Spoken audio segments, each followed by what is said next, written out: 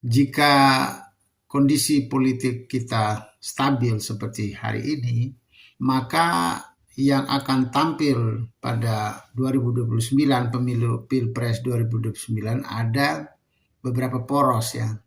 Karena kelihatan konstelasi politik Indonesia saat ini masih berada pada residu pemilu 2024. Jadi sampai hari ini perbincangan di kancah politik Indonesia masih dalam rangka sisa-sisa pemilu 2024. Kita lihat seperti isu masa antara masa anak Abah, masa anak Banteng, dan masa Mulyono ya.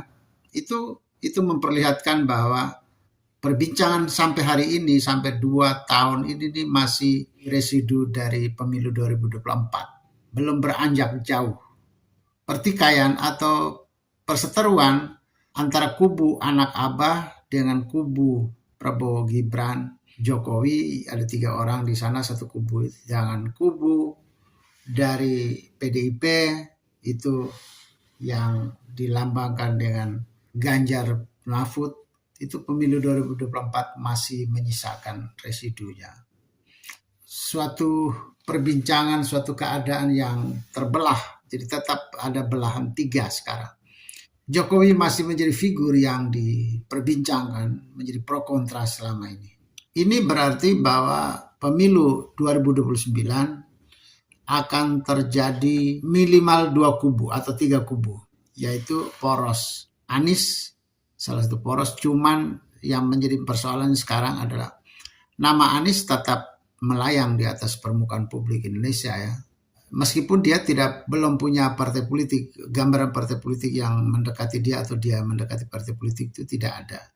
Sehingga Anies tetap jadi sebuah nama yang menjadi perbincangan publik untuk konstelasi Pilpres. Namun karena regulasi sekarang sudah mulai berubah, yaitu tidak ada lagi batas electoral threshold dalam hal 4% untuk partai politik, maka ke depan Anies pun bisa menambah tiket dia, yaitu memastikan tiket dia adalah dengan membentuk sebuah partai baru. Ya, misalnya partai apa? Misalnya Partai Gerakan Indonesia, misalnya GI, misalnya itu bisa. Cuman yang menjadi persoalannya sampai di mana keluasan partai itu. Itu kan juga mempertanyakan. Tapi kalau partainya bisa diperluas memenuhi persyaratan sampai berapa puluh DPD di Indonesia, menyebar di beberapa puluh mayoritas DPD, maka bisa, tapi kalau tidak ya tidak bisa. Tapi nama Anies tetap berada pada radar ya, radar publik masih ada. Anak-anak Abah belum beranjak dari Anies ya. Yang kedua, Prabowo sudah pasti tetap menjadi sebuah kubu atau sebuah poros, nama Prabowo dan Gerindra. Dan yang ketiga, masih ada partai yaitu PDIP. PDIP adalah sesuatu kekuatan lama yang di Indonesia ini, dia tetap jadi sebuah poros nanti, salah satu poros. Dan dibayang-bayangi oleh poros keempat sekarang. Poros keempat dalam 2029 adalah Jokowi. Nama yang tidak bisa diabaikan dari konstelasi politik Indonesia saat ini. Karena 2 tahun terakhir ketika dia tidak menjabat, nama ini masih populer dengan adanya perbincangan sekitar ada sekelompok orang yang tidak puas dengan Pak Jokowi, dan nama ini terus digaung-gaungkan sehingga nama Pak Jokowi sangat populer saat ini, masih populer sekali. Satu-satunya mantan pejabat yang sangat populer, tetap populer adalah Pak Jokowi, dan nama ini harus tetap jadi suatu poros. Ke depan 2029 saya memastikan ada sekitar 4 poros. Salah satunya adalah poros Jokowi. Anies dan Jokowi itu sama, yaitu pribadi, tokoh yang tetap jadi salah satu poros nanti. Tinggal saja partai mana yang mau dengan Anies. Nah, Pak Jokowi ini orang yang tidak punya partai sebenarnya dia. Tetapi karena dia memiliki massa yang besar, pendukung yang besar, maka Jokowi adalah tetap jadi salah satu alternatif poros baru di 2029 atau sebuah kekuatan baru ya. Kekuatan Jokowi ini tetap melebur ke dalam kekuatan Prabowo apabila perubahan politik tidak terjadi pada kubu Prabowo Gibran. Jadi kalau Prabowo Gibran ada perubahan, tentu duet ini pecah, maka sudah hampir pasti bahwa Pak Jokowi akan menjadi sebuah poros. Dan dua poros yang paling pasti adalah poros Prabowo atau Gerindra dengan kubunya, dengan beberapa pengikutnya atau followernya, dan poros PDIP. Entahlah siapa yang akan mereka majukan. Residu Pilpres 2024 ini masih menyisakan sampai pertarungan 2029 nanti. Di mana peluang untuk dapat 4 poros. Poros pertama kemungkinan adalah Anies Baswedan, karena dia memiliki pendukung sekitar 20%. Jadi masih menarik bagi partai politik. Entah partai politik mana yang akan berpihak ke Anies, akan mendukung Anies. Tidak tahu, belum tahu persis. Tetapi untuk mendapatkan sebuah partai sekarang kan mudah toh, karena tidak melalui 4% lagi. Jadi setiap partai 0% pun dia punya hak untuk mengajukan calon sendiri, capres sendiri. Poros kedua adalah Prabowo dengan Gerindranya. Dan poros ketiga adalah Megawati dan PDIP. Entah tokoh siapa yang mereka majukan nanti jadi capres. Dan poros keempat adalah Pak Jokowi, Joko Widodo. Entah dia nanti dengan PSI atau partai manapun yang akan bergabung ke dia bisa saja. Tapi Jokowi adalah satu poros. Mengapa Jokowi jadi satu poros? Karena nama ini masih beredar di publik kita, pro kontra. Pro kontra ini kan menghasilkan dukungan dan pembenci. Dukungan makin besar atau seberapa besar dukungan bagi Pak Jokowi, itulah yang akan menentukan dia punya kekuatan. Dia punya poros sendiri. Jadi siapapun yang bergabung dengan Pak Jokowi nanti akan memiliki tiket dan memiliki kans untuk menang di 2029. Jadi suka tidak suka ya, Jokowi harus tetap akan menjadi poros baru di Indonesia, poros politik yang baru. Persoalannya, kenapa Pak Jokowi ini selalu jadi populer? Itu saya melihat karena residu dari 2024 ini, yaitu kubu Anies dan kubu Ganjar, itu masih mempersoalkan atau memprokontrakan nama Pak Jokowi sendiri. Katakanlah bahwa kubu Anies dengan kubu PDIP selama ini atau dalam 2 tahun terakhir ini, mereka ini sudah tidak produktif untuk sebuah isu baru. Sebuah isu milik sendiri itu tidak ada lagi. Jadi mereka punya isu itu adalah isu tentang Jokowi saja. Jadi ngikuti Jokowi. Jadi Jokowi akhirnya menjadi sebuah atau seorang yang produsen isu ya. Produsen utama isu dalam 2 tahun ini adalah Pak Jokowi. Sedangkan yang lainnya yaitu kubu Anies dengan kubu PDIP itu adalah follower atau pihak yang ngikut saja, ngekor. Nah, itu artinya apa? Artinya Pak Jokowi sekarang tidak ada lawan yang sepadan. Tapi hanya lawan yang mengekor ada. Yaitu PDIP dengan kubu Anies.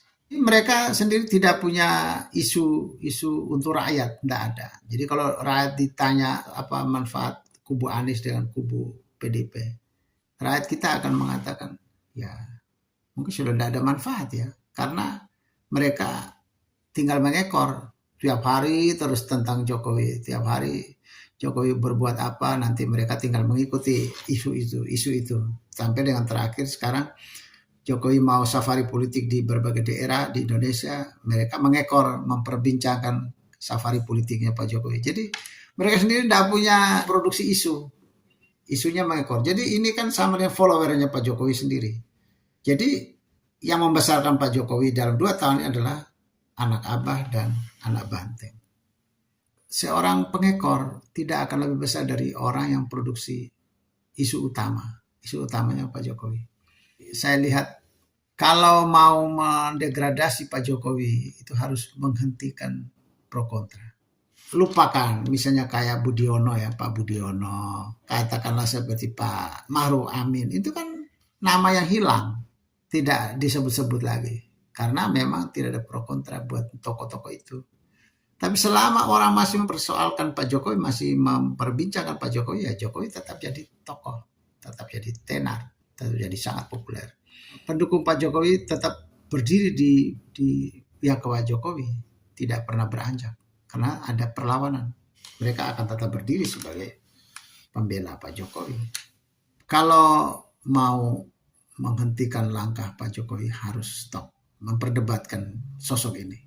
Anggap saja sosok ini nggak ada lagi di Indonesia. Maka selesai. Pak Jokowi sudah tidak populer. Tapi kalau setiap hari orang terus mempersoalkan entah ijazah, entah anak PKI, entah macam-macam, entah cawe-cawe lah, entah seorang koruptor lah, apalah, sampai dengan sekarang orang mempersoalkan soal ijazah palsu lah, segala itu tetap jadi populer buat Pak Jokowi. Artinya begitu ada perlawanan, maka ada orang yang membentengi Pak Jokowi.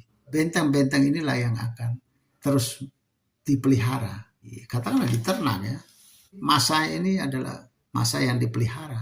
Bukan dipelihara Pak Jokowi, tapi dipelihara oleh para pembenci Pak Jokowi, lawan-lawan Pak Jokowi. Mereka lah yang memelihara pendukung-pendukung Jokowi. Jadi saya pikir orang yang mengekor ini tidak akan lebih bagus, tidak akan lebih populer. Chance untuk menangnya tidak sebesar Pak Jokowi karena mereka cuma mengekor. Kalau orang tanya jasanya apa, nggak ada jasa. Mereka sudah berbuat apa? Nggak ada perbuatan. Ya perbuatan cuma ya mempersoalkan Pak Jokowi, sudah selesai di situ. Nah itu artinya masyarakat dibuat pergulatan berbagai masalah ekonomi, masalah pendidikan, masalah kesehatan, kesejahteraan tidak sempat ditangani oleh mereka-mereka ini. Karena mereka tiap hari hanya dengan nama Pak Jokowi terus. Saya sarankan kalau mau menghentikan langkah Pak Jokowi dalam panggung politik Indonesia, maka berhentilah menaikkan nama Pak Jokowi di atas publik ini. Harus berhenti. Kalau tidak berhenti, maka nama Pak Jokowi akan tetap mendapat pembentengan-pembentengan dari para pengikutnya, dari para pendukungnya. Mereka tidak akan beranjak dari sisi Pak Jokowi. Kalau mau memenangkan 2029, maka hendaknya orang memproduksi isu sendiri. Itu satu. Jangan mengekor pada isu Pak Jokowi. Yang kedua, harus memproduksi jasa kepada masyarakat. Saya kira politik Indonesia ini sudah mengalami satu degradasi ya. Dari tahun 90-an itu mengalami degradasi. Karena tahun 90-an itu saya melihat bintang partai politik di Indonesia itu ada di PKS sama di Nasdem. Di mana ada bencana alam, di situ ada PKS dan Nasdem. Di mana ada masalah-masalah sosial yang menimpa masyarakat banyak, di situlah ada Nasdem dan ada PKS. Jadi mereka hadir dalam berbagai kesulitan masyarakat. Sekarang ini sepi. Politisi-politisi atau partai-partai politik cuma ngomong, tidak berbuat langsung. Makanya dulu kan PKS sangat populer dan Nasdem sangat populer. Tapi setelah mereka dapat berkuasa, maka mereka juga melepaskan lagi bantuan-bantuan langsung kepada masyarakat yang bencana, yang tertimpa masalah. Mereka mulai menikmati lagi kekuasaan. Politik aksi itu sepi. Jadi produksilah isu sendiri, jangan mengekor pada orang lain, dan berproduksilah dalam hal berbuat real, berbuat nyata untuk masyarakat yang berkesusahan. Dan jangan lagi memperbincangkan nama Pak Jokowi jika orang tidak inginkan panggung politik Indonesia dikuasai oleh Pak Jokowi. Selama orang masih memperbincangkan persoalannya Pak Jokowi, maka Jokowi tetap jadi bintang. Dia tetap menjadi barometer politik Indonesia. Dia tetap jadi satu tokoh sentral dalam politik Indonesia. Selamat berdemokrasi, selamat membuat jasa untuk masyarakat.